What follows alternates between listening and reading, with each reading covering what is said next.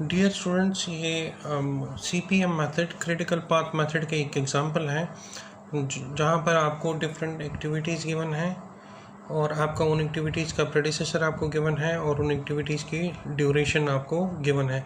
ये duration number of weeks भी हो सकता है, नंबर ऑफ़ मंथ्स भी हो सकता है, डिपेंड करता है प्रोजेक्ट के नेचर पे और ऑर्गेनाइजेशन पे जो ऑर्गेनाइजेशन इसको यूटिलाइज़ कर रहा है।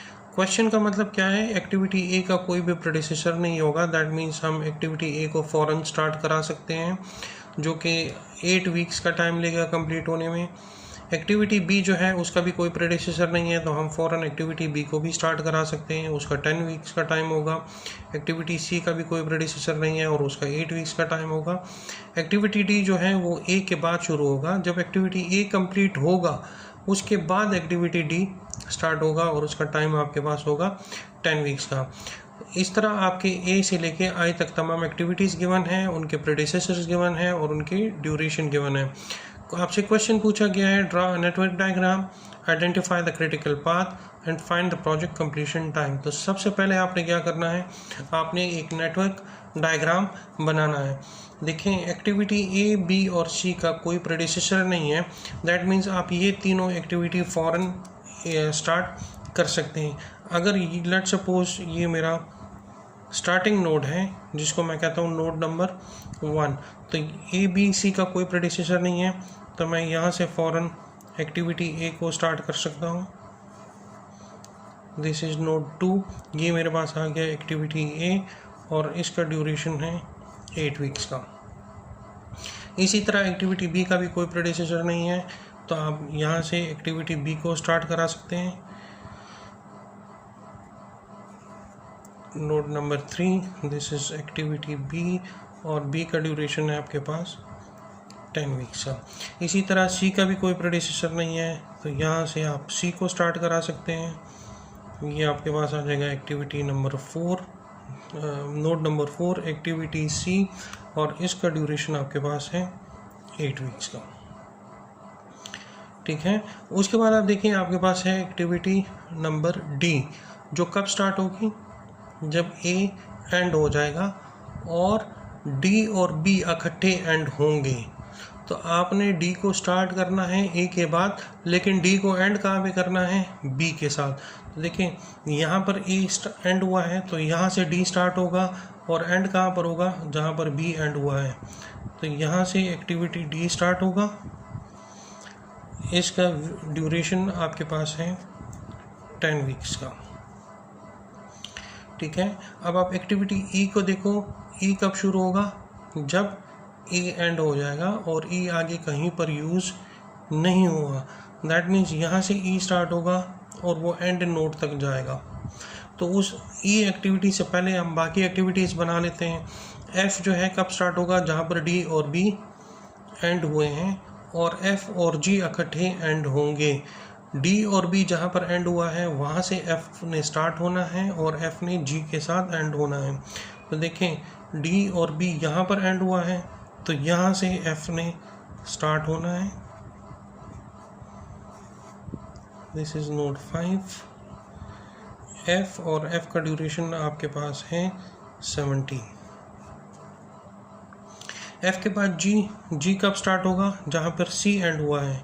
सी के बाद जी स्टार्ट होगा और एफ के साथ एंड होगा। तो सी यहाँ पर एंड हुआ है और सी यहाँ पर है और एफ यहाँ पर है, तो यहाँ से स्टार्ट होके यहाँ एंड हो जाएगा आपके एक्टिविटी नंबर जी और इसका ड्यूरेशन है 80।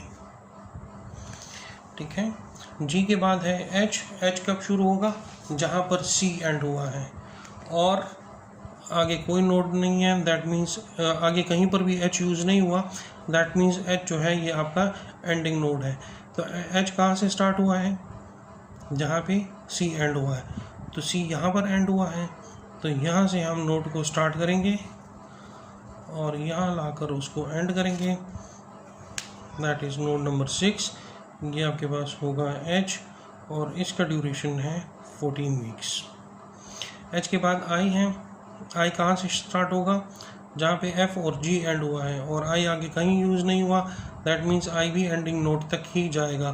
तो एफ और जी यहाँ पर एंड हुए हैं तो यहाँ से आपके पास आई का नोड जो है वो आई की एक्टिविटी जो है वो स्टार्ट होगी और उसका ड्यूरेशन होगा 9। अब आ जाए ई के पास। ई कब स्टार्ट होगा जहाँ पे ए स्टार्ट हुआ है और ई आगे कहीं पर भी यूज़ नहीं हुआ, दैट मीन्स ई भी इसी एंडिंग नोड तक आएगा।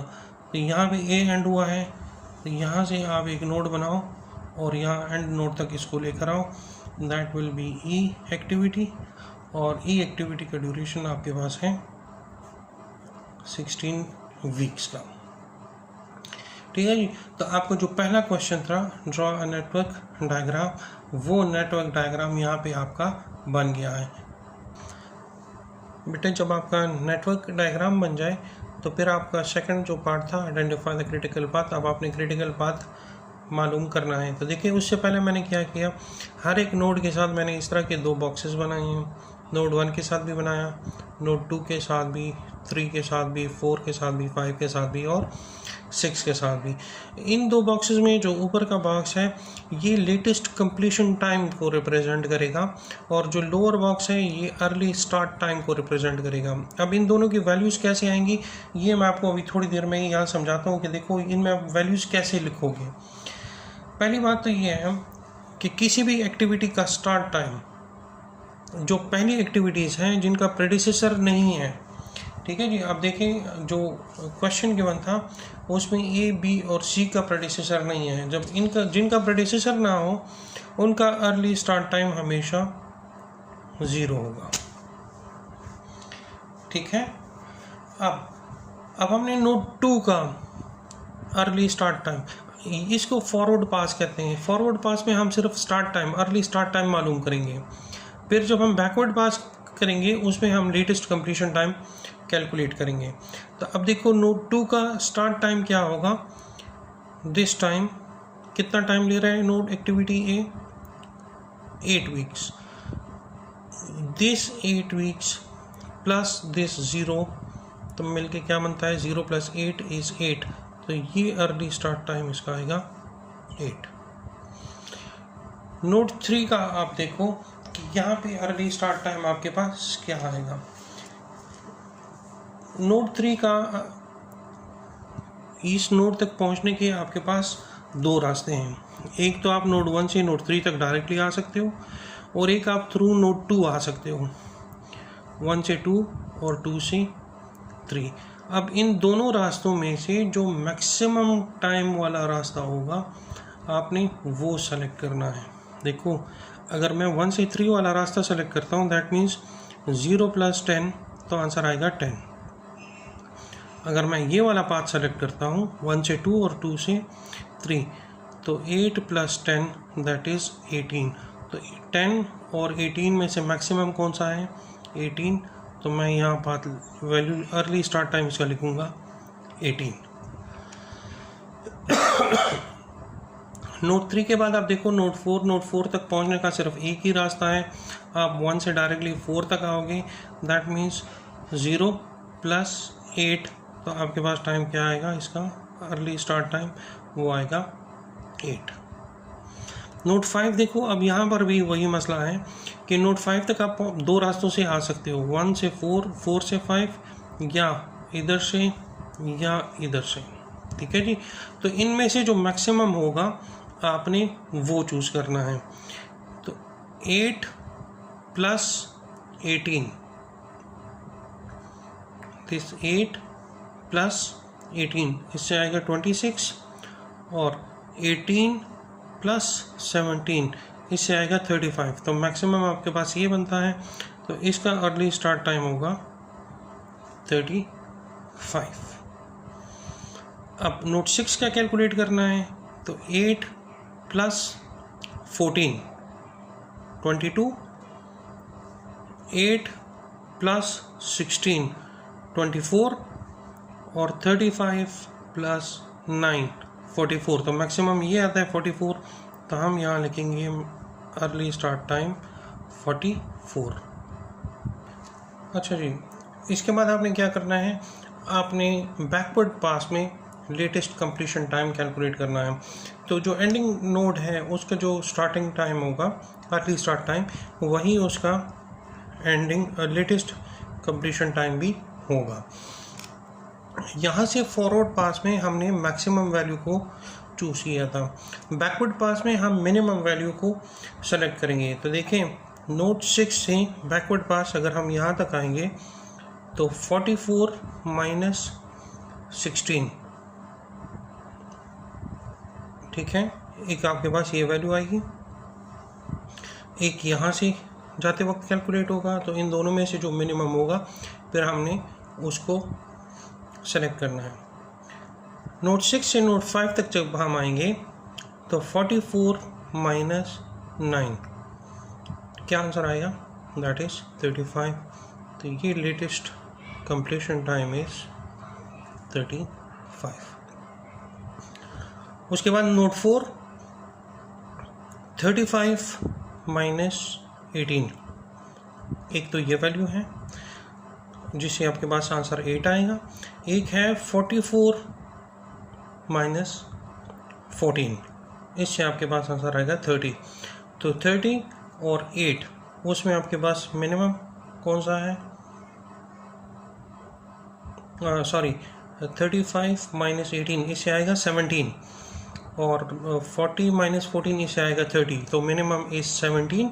तो यहाँ पे आपके पास लेटेस्ट कंप्लीशन टाइम आएगा 17।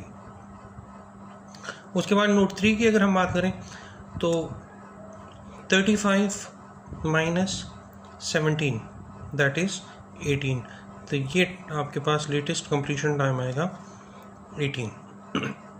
नोट 2 18 माइनस 10 इसे 8 आएगा, और 44 माइनस 16, इन दोनों में से मिनिमम वैल्यू आपके पास यहाँ से आ रही है 18 माइनस 10, तो वो आएगी 8। तो यहाँ पे लेटेस्ट कंप्लीशन टाइम आपके पास आएगा 8। अब यहाँ देखो, यहाँ पहुँचने के 3 डिफरेंट रास्ते हैं। यहाँ से आओगे तो आपके पास वैल्यू आएगी 17 माइनस 8, यहाँ से आओगे आपके पास 18 माइनस 10, और यहाँ से आओगे तो 8 माइनस 8 0, तो वो 0 सबसे मिनिमम है, तो ये वैल्यू आपके पास आ जाएगी 0। ठीक है जी। तो आपका जो ऑब्जेक्टिव था, जो आप अचीव करना चाह रहे थे, वो आपके पास था कि जी आइडेंटिफाई द क्रिटिकल पाथ। आपने क्रिटिकल पाथ आइडेंटिफाई करना है, तो वो क्रिटिकल पाथ आइडेंटिफाई करना अब बहुत आसान हो गया है। जहाँ पे अर्ली स्टार्ट टाइम और लेटेस्ट कंप्लीशन टाइम जिस नोड पर उन दोनों की वैल्यू सेम हो, वो नोड आपका क्रिटिकल एक्टिविटी का नोड होगा। जिस तरह यहाँ पर दोनों सेम है 0 0, तो ये नोड शामिल होगा। ये सेम है 8 और 8, तो ये शामिल होगा। ये 18 18 सेम है, तो ये शामिल होगा। इसी तरह 35 35 सेम है, तो ये शामिल होगा। और यहाँ पे 44 44 शामिल है, तो ये नोड शामिल होगा। तो देखो एक क्रिटिकल पाथ क्या बनेगा, 0 0 सेम है, तो ये आपकी क्रिटिकल एक्टिविटी होगी 1। यहाँ से ये सेम है, तो ये आपके पास क्रिटिकल एक्टिविटी बनेगी 3। यहाँ से ये सेम है 35 35, तो ये आपका क्रिटिकल पाथ बनेगा। और ये दोनों सेम हैं, तो यहाँ से आपके पास ये क्रिटिकल पाथ बने। लेकिन अगर आप देखो ए के बगैर भी ये क्रिटिकल पाथ बन सकता है। अगर आप 1 से 18 तक जाओ, 3 तक जाओ, यहाँ पर भी तो दोनों सेम है, तो आप इसको डायरेक्टली भी सेलेक्ट कर सकते हो। तो जब एक से ज़्यादा क्रिटिकल पाथ हो, फिर आप क्या करना है, जिस क्रिटिकल पाथ की ड्यूरेशन आपके पास मैक्सिमम बनती हो, वो फिर आपने सेलेक्ट करना है। देखें जो अभी हमने सेलेक्ट किया, अगर हम इसका ड्यूरेशन टोटल कंप्लीशन जो है उसको कैलकुलेट करें, तो ये आपके पास आ गया 8 वीक्स का। दैट मीन्स 8 प्लस 2 से 3 तक दिस इज 10, 10 से 3 से 5 तक प्लस 17, और 5 से 6 तक प्लस 9। ये जब आप कैलकुलेट जब आप ये पूरा कैलकुलेट कर लोगे, इससे आपके पास टाइम आ रहा है 44। ठीक है। अब इस वाले पाथ की ड्यूरेशन को कैलकुलेट कर देते हैं कि इससे आपके पास ड्यूरेशन क्या आएगा, ये देखें, ये ड्यूरेशन आएगा आपके पास 10 प्लस 17 प्लस 9, ठीक है, ये 3 नोड्स आ रहे हैं। इसका ड्यूरेशन आपके पास आ रहा है 27 प्लस 9 इज़ 36। तो इनमें से मैक्सिमम ये वाला है, ठीक है, और ये आपके पास बना है यहाँ से। तो आपके पास जो क्रिटिकल पाथ बनेगा इस प्रोजेक्ट का, वो आपके पास ये वाला पाथ बनेगा। This will be your critical path. तो क्रिटिकल पाथ ये होगा, तो इसमें एक्टिविटी कौन कौन सी शामिल होगी? एक्टिविटी ए, एक्टिविटी डी, एफ और आई, ये आपके पास क्रिटिकल पाथ होगा। Find the project completion time. तो जो क्रिटिकल पाथ, जो मैक्सिमम क्रिटिकल पाथ है, उसका जो ड्यूरेशन आ रहा है 44, वही आपके पास इस प्रोजेक्ट का कंप्लीशन टाइम होगा। तो इस वाले नेटवर्क डायग्राम का प्रोजेक्ट कंप्लीशन टाइम कितना होगा? 44 वीक्स। तो आपको ये जो क्वेश्चन गिवन था, ठीक है, जहाँ पे आपके पास एक्टिविटी गिवन थी, प्रेडिसेसर आपके पास गिवन था, ड्यूरेशन आपको गिवन था, और ये 3 क्वेश्चंस आपसे मांगे गए थे, उन तीनों का आंसर आपके पास यहाँ पर मौजूद है। आपने पहले नेटवर्क डायग्राम इस्टेब्लिश किया, उसके बाद आपने लेटेस्ट कंप्लीशन टाइम और अर्ली स्टार्ट टाइम वो कैलकुलेट किया, उसके बेस पे आपने क्रिटिकल पाथ आइडेंटिफाई किया, और फिर आपने एट द एंड जो प्रोजेक्ट कंप्लीशन टाइम है वो आपने आइडेंटिफाई किया। आई होप इससे आपको क्रिटिकल पाथ मेथड का कॉन्सेप्ट और ज़्यादा क्लियर हो गया होगा। मज़ीद वीडियोस में इंशाल्लाह और एग्जांपल्स के साथ इस पर बात करेंगे। Thank you.